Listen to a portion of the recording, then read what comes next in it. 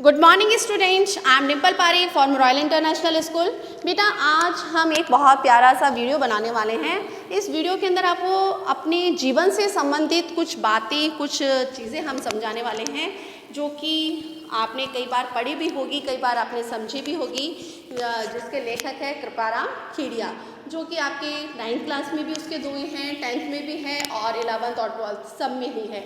और नहीं भी है तो बेटा कोई ना, हमने पूरा जीवन हमें निकालना है तो उस जीवन के लिए हमें कुछ नीतियाँ, कुछ ऐसी बातें हैं जिनका हमें पालन करना चाहिए।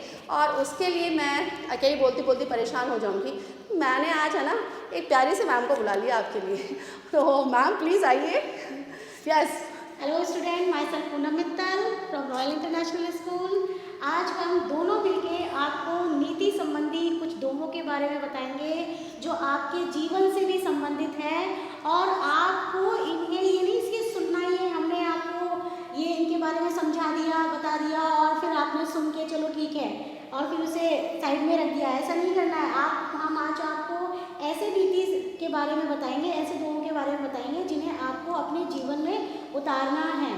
ठीक है बच्चों, कोशिश करनी है हाँ जी कि ऐसा कुछ हो, ऐसी बातें जो है, जो अच्छी अच्छी बातें हैं जो हमारे जीवन से संबंधित है, तो उन बातों को हमें क्या करना है अपने जीवन में। वैसे तो सारी चीज़ें हम अपने जीवन में नहीं उतार सकते मैम इनके, क्योंकि वो जो थे ना, उनका जो जीवन था ना, उनका जीवन बहुत सात्विक जीवन था। सात्विक जीवन था और वो हमसे बहुत उच्च थे बच्चों। यस, तो लेकिन हम ये तो कोशिश कर सकते हैं कि चलो एटलीस्ट उनके जितना नहीं बट थोड़ा तो हम अपने जीवन में निकाल सकते हैं। और बेटा अगर जीवन से संबंधित ये थोड़ी सी बातें अगर अपने जीवन में आपने उतारी तो डेफिनेट आप जीवन की सफलता और जो आपकी मंजिल है उस मंजिल को आप आसानी से प्राप्त कर सकते हैं। तो वैसे तो बहुत सारे कवि जो ऐसे हैं उन्होंने नीति से संबंधित बहुत दोहे लिखे हैं, जैसे कवि है, रहीम है, बिहारी है और भी बहुत सारे हैं, तुलसीदास है। तो लेकिन आज हम जो नीति से संबंधित दोहों की बात कर रहे हैं वह है कृपाराम खेड़िया। तो एक बहुत अच्छा और जाना पहचाना नाम है मैम। तो और मैम ने मेरे को सजेस्ट किया आज कि मैम आज अपन दोनों नीति से संबंधित कुछ बच्चों को पढ़ाएं। तो ये मेरी राय नहीं है, मैम की राय है। इसलिए हम दोनों ने मिलकर सोचा कि चलिए आज एक डुएट वाला वीडियो आपके साथ में शेयर करते हैं और आपको बहुत अच्छी अच्छी सी बातें हम दोनों मिलकर बताते हैं। ओके मैम, तो थोड़ा सा पहले उनके जीवन से संबंधित मैं आपको बताना चाहूँगी बेटा कि जो कृपाराम खेड़िया थे वह आपकी चारण शाखा के कवि माने जाते हैं। कि इनके जो पिता थे, उनके पिता का नाम था जगराम जी, जो कि एक खराड़ी गांव के निवासी थे, जो कि अभी पाली के अंदर जो जिला है उस जिले का स्थान है ये। सीकर नरेश देवी सिंह व उनके पुत्र राजा लक्ष्मण सिंह ने इनकी जो कवि और इनकी कविता और इनकी विद्वता से प्रभावित होकर इनको मैम बहुत सारी जागीरें प्रदान की थी। मैम आजकल तो जागीरें छोड़ के आपको तारीफ मिल जाए ना तो बहुत बड़ी बात है। तो मैम लेकिन पहले के समय में तो ऐसा होता था कि पहले के जो राजा महाराजा होते थे वो काफ़ी मतलब कवि प्रेमी, कविता प्रेमी होते थे और उन्हें बड़ी पसंद आते थे। उनके दरबार में मैम बहुत सारे ऐसे मतलब रत्न होते थे जो मतलब संगीत से रिलेटेड होते थे, कविताओं से रिलेटेड होते थे और इतने अच्छे अच्छे विद्वान होते थे जो उन्हें मतलब काफ़ी अच्छे ज्ञान की शिक्षाएं देते थे। और उनकी कविताओं से प्रसन्न होकर जो राजा महाराजा होते थे ना, उनको हीरे जवाहरात और जागीरें उनको प्रदान करते थे। जागीरें समझ रहे हो ना बेटा? जागीरें होते हैं भूमि, जैसे कोई गांव दे दिया या कोई स्थान, कोई बहुत बड़ा जमीन है उनके हिस्से में जो कहा जाता है। तो कृपाराम खेड़िया का जो रचनाकाल, जब उन्होंने रचनाकाल अर्थात जब उन्होंने लिखना प्रारंभ किया तो करीबन 1964 के आसपास माना जाता है। और इनकी जो प्रमुख रचना है जिसके बारे में आज हम इन बच्चों को पढ़ाएंगे, राजियारा सोठा। और इसके अलावा चालक नेसी इनका एक बहुत प्यारा से नाटक से संबंधित है और जो कि अलंकारों के माध्यम से माना जाता है कि उसके अंदर बहुत ज़्यादा अलंकारों की प्रयोग किया गया है। और वर्तमान के अंदर सिर्फ हमारे पास में अगर इसका कुछ विशेष बसता है, कुछ शेष बसता है तो राजियारा सोठा बसता है। तो इसके अंदर बेटा एक आपको ताजुब होगा कि ये ऐसे कवि हैं जिन्होंने कहीं पर भी अपने नाम का प्रयोग नहीं करा। उसके पीछे बहुत ही बड़ा कारण है। पता है बेटा क्या कारण है वो? उसके पीछे कारण है कि इनके एक सेवक थे, सेवक अर्थात शिष्य थे जिनका नाम था राजिया। उसके कोई संतान नहीं थी और हमेशा उसको इस बात का अफसोस रहता था कि मेरे मरने के बाद में मेरा नाम लेने वाला कोई नहीं रहेगा। मैम सबकी एक इच्छा रहती है कि हमारे पीछे भी हमारा वंश चलाने वाला कोई हो। तो ऐसा ही जो कृपाराम खेड़िया है उनसे संबंधित जो उनके शिष्य थे, उन शिष्य ने भी कुछ ऐसा ही उनके दिमाग में चल रही थी कि मेरे जाने के बाद में मेरे को लोग बात क्या करेंगे, मेरे साथ ही समाप्त हो जाएगी मेरी जो यादें हैं, जो कुछ भी है। तो उनकी सेवा भाव से प्रसन्न होकर जो कृपाराम खेड़िया हैं, उन्होंने उनको आश्वस्त किया कि मैं तुम्हारे जब भी मैं कोई सोठा लिखूंगा उस सोठे के अंदर तुम्हारा नाम लिखूंगा, जिससे कि तुम्हारा नाम क्या हो जाएगा, अजर और अमर हो जाएगा। तो ये गुरु के द्वारा दिया हुआ एक बहुत बड़ी वो बोलते हैं पुरस्कार है।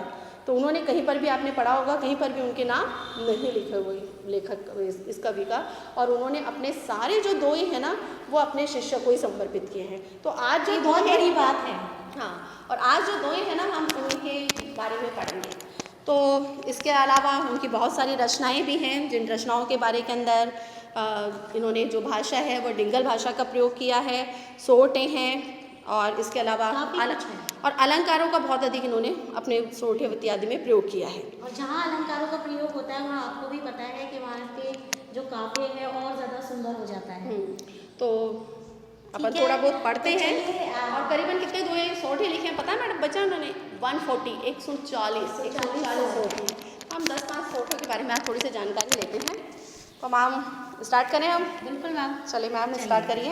देखिए जो फर्स्ट सोठा है बच्चों इनका, वो देखिए, गुण अवगुण जिन गाँव सुने न कोई सांभले, उन नगरी विच नाव रोही आछी राजिया।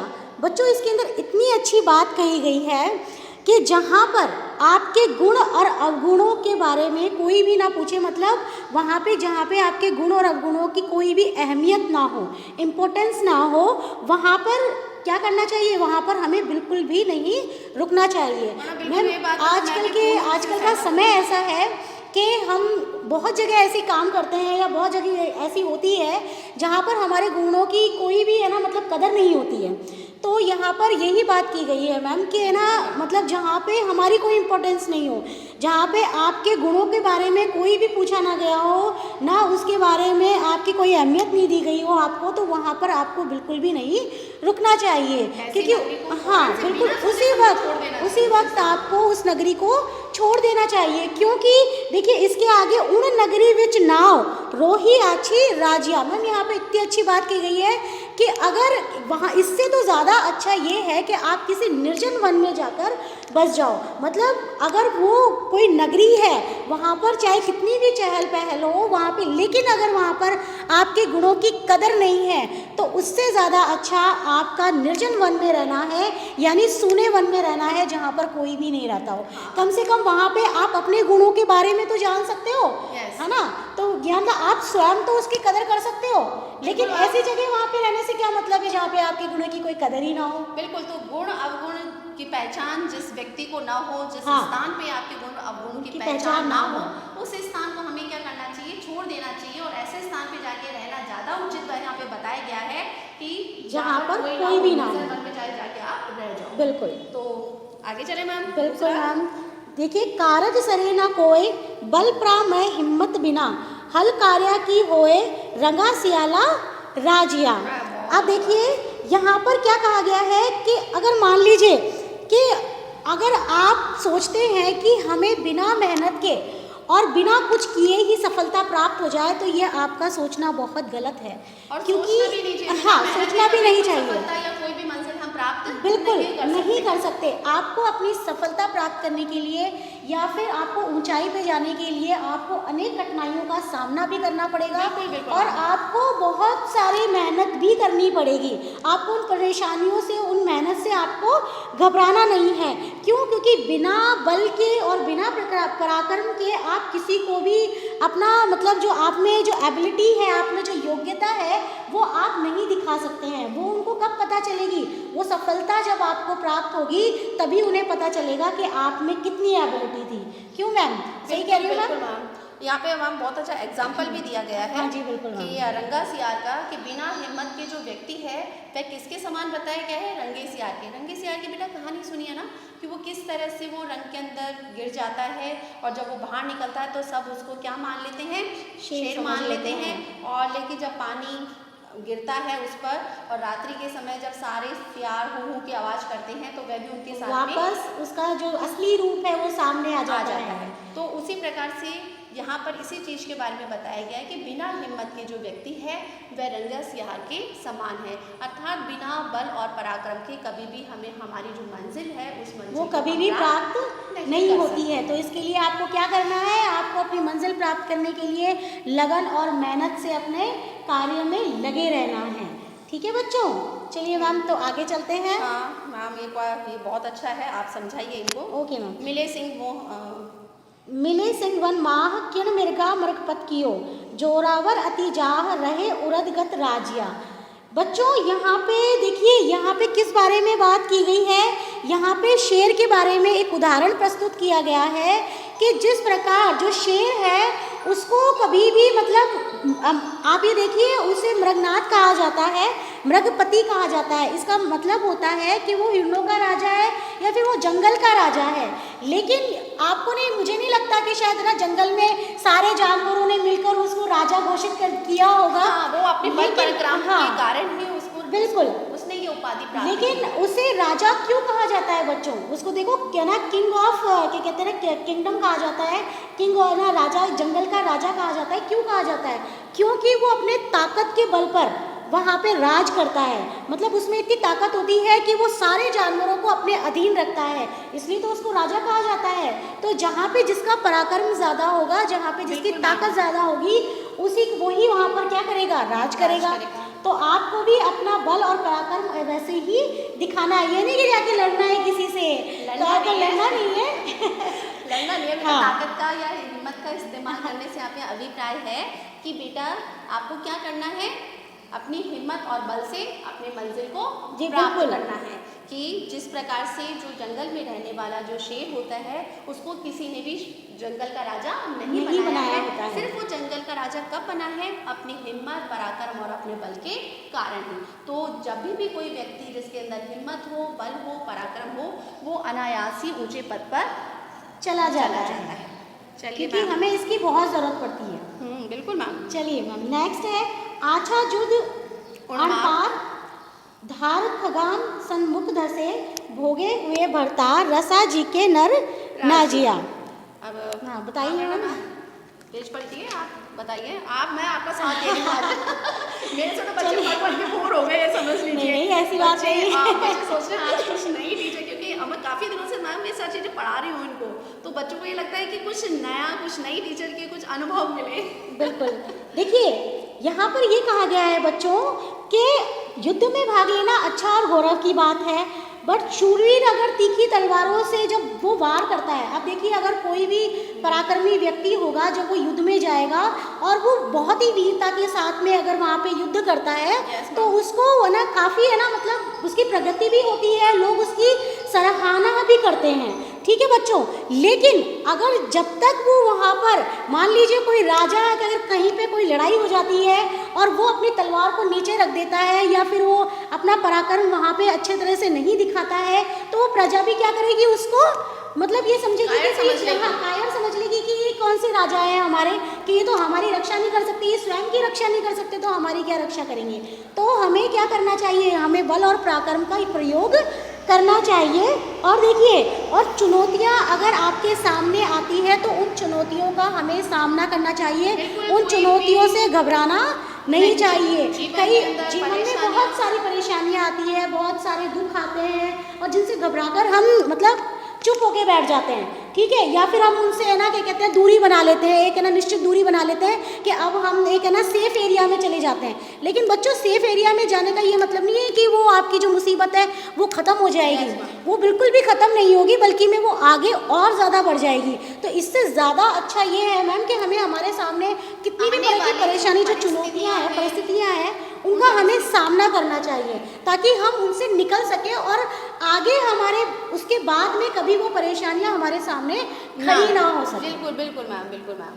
तो आगे चले ठीक है मैम, तो आज हम यहीं तक ही करते हैं, ठीक है। 4 ही हुए हैं, अपन 2 और हाँ, करवा देते हैं, बिल्कुल। उसके बाद में अपन ओके, complete करते हैं। ओके, ओके, जिससे क्या है कि ओके। फिर दूसरा अपन जब पढ़ाएंगे तो हाँ जी 6 कंप्लीट हो बिल्कुल, जाएगा। Okay ma'am. तो चलिए इणही सु अवदात कणही सोच विचार, बेमोसर्री बात रूढ़ी लगे ना राजिया, पहली कियाम उपाव 10 दुश्मन आमे दटे, प्रचंड हुआ विस्वाव रोभा घाले राजिया। दोनों अलग-अलग सोटे हैं, 2-2 लाइन के। 2-2 लाइन के अलग अलग सोटे हैं। मैंने आपको एक साथ ही यहाँ पे रीड कर दिया है, लेकिन मैं आपको एक बार जो 2 वाला जो सोटा है वो मैं आपको दोबारा से बता देती हूँ। इणही सु अवदात कहणी सोच विचार कर, बेमोसर्री बात रूढ़ी लगे ना राजिया। बिल्कुल मैम, बिल्कुल बिना ये अवसर पर कही हुई बात हाँ। कभी भी उसकी जो उनकी खूबी मिलनी चाहिए, जो उसकी मंजिल, जो उस बात का प्रभाव पड़ना चाहिए, वह प्रभाव नहीं पड़ता चाहिए। हो जाती है तो बच्चों। कोई भी बात हम कहें तो उस वक्त कहनी चाहिए जब उस बात की हमें क्या है, अहमियता हो कि कितनी ही हितकारी बात हो, कितनी ही गुणकारी बात हो, उसका महत्व तभी है जब वो बात मौके पर कही जाए। अगर बिना मौके पर आप कितनी हितकारी और कितनी अच्छी बात है, अगर बिना मौके पर आप उस बात को कहते हैं बेटा, तो उसका कोई भी महत्व नहीं होता है। तो कहने का अभिप्राय यही है इसमें, बिल्कुल कहने का अभिप्राय यही है कि आपको सही समय पर और सही मौका देखकर अपनी बात को सामने प्रस्तुत करना चाहिए, ताकि वो उसका प्रभाव ज़्यादा से ज़्यादा पड़ सके। नहीं तो उसका प्रभाव पड़ेगा, प्रभाव नहीं होगा, फिर आपकी बात का कोई अहमियत भी नहीं होगी। बिल्कुल बिल्कुल, वो बात ऐसे ही निकल जाएगी आपकी। ठीक है बच्चों, तो पहली किया उपाव 10 दुश्मन आमे दटे, प्रचंड हुआ विस्वाव रोबा घाले राजिया। अर्थात इसमें क्या बताया गया है कि जब भी कोई मुसीबत आए, परेशानी आए, तो उसका उपाय हमें पहले करना चाहिए। इसमें कुछ चीज़ों के बारे में बताया गया है कि दंड दुश्मन आमट रोटे, यहाँ पे उदाहरण दिए गए हैं। जैसे कोई दुश्मन है, वो दुश्मन जैसे उत्पन्न होता है तो उसी समय में उसको क्या कर देना चाहिए, समाप्त कर देना चाहिए। नहीं तो उसकी क्या हो जाएगी, हिम्मत बढ़ जाएगी, आपकी हिम्मत बढ़ जाएगी और आगे वो आपको हानि पहुंचा सकता है।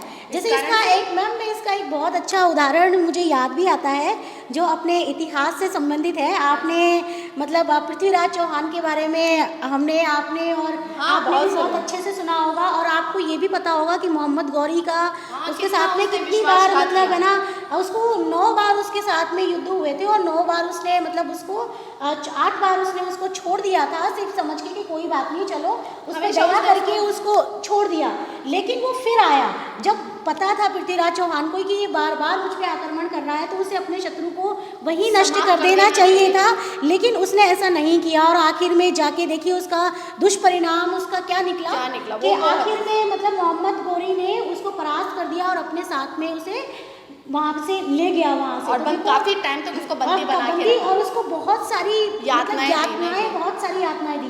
तो ये जो उदाहरण है, ये जो दोहा है, ये उसमें बहुत अच्छे से सटीक बैठता है कि हमें अपनी मुसीबतों का जो उपाय है, जो हमें पता है कि ये प्रॉब्लम्स हमारे सामने आएंगी, तो उन प्रॉब्लम्स का सलूशन हमें पहले से ही निकाल लेना चाहिए। बिल्कुल, हमें उसका इंतजार नहीं करना चाहिए कि नहीं आएगी तब देख लेंगे, वो नहीं होना चाहिए। दूसरा इसमें एग्जाम्पल दिया है आग का, कि जिस समय आग लगे उसी समय हमें उसको क्या करना चाहिए, समाप्त कर देना चाहिए, उसको बुझा देना चाहिए, नहीं तो वह विकराल रूप धारण कर सकती है।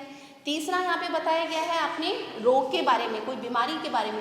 छोटी सी आपकी बीमारी हुई और आपने उस बीमारी को क्या कर दिया बेटा, नज़रअंदाज कर दिया, तो वो बीमारी धीरे धीरे मैम क्या हो जाएगी, विकराल रूप धारण कर लेगी। और मैम ये अभी इस समय तो इसके सबसे ज़्यादा मतलब ये ना सोचने वाली बात है, और आपको ध्यान रखने वाली बात है कि अगर आपको छोटी सी भी अगर छींक आती है आपको, तो तुरंत आपको अपने डॉक्टर से मिलना चाहिए और उसका ट्रीटमेंट लेना चाहिए। सिर्फ ये नहीं समझना चाहिए कि कोई छोटा मोटे क्या कहते हैं ना जुकाम होगा तो क्या कहते हैं हम इसे देख लेंगे, ठीक है बच्चों, लेकिन उसको नज़रअंदाज नहीं कीजिएगा और आप तुरंत अपने डॉक्टर के पास जाइए या फिर किसी से सलाह लीजिए, और जो भी आपको ट्रीटमेंट लेना है वो आप अपना ट्रीटमेंट लीजिए। नहीं तो बेटा आने वाले समय के अंदर जो बीमारी है वो बीमारी क्या हो जाएगी बच्चे, बढ़ जाएगी। तो आज अपन ने देखा बेटा नीति से संबंधित कुछ दोहों के बारे में कि इन दोहों को अपनाते हुए हमें हमारे जीवन की मंजिल, हमारे जीवन का जो उद्देश्य है, जो जीवन की सफलता है, उसको हम प्राप्त कर सकते हैं। तो आई होप आपको समझ में आया होगा और आप इसे इस अपने जीवन में लाएंगे भी। हम भी लेके आएंगे, हम भी लेकर आएंगे, कुछ लेके आएंगे, कुछ लेकर आएंगे, फिर ज़्यादा नहीं, लेकिन तो कुछ तो आएगा हमारे अंदर भी। लेकिन आपको भी लेकर आना है, जो भी ये वीडियो देख रहे हैं उन सबको लेकर लेकर आना और है। बेटा ज़रूरी नहीं स्टूडेंट्स ही, सब ये सबके जो लिए है। आपके फ्रेंड्स वगैरह है उनसे संबंधित भी है, हमारे जीवन के हर व्यक्ति से जो हर व्यक्ति के हर जी। जीवन से संबंधित ये दोहे हैं। तो आई होप आपको बहुत अच्छी तरह समझ में आएगा होगा। आज के लिए हम इतना ही करते हैं। Good day, goodbye, take care. Take care.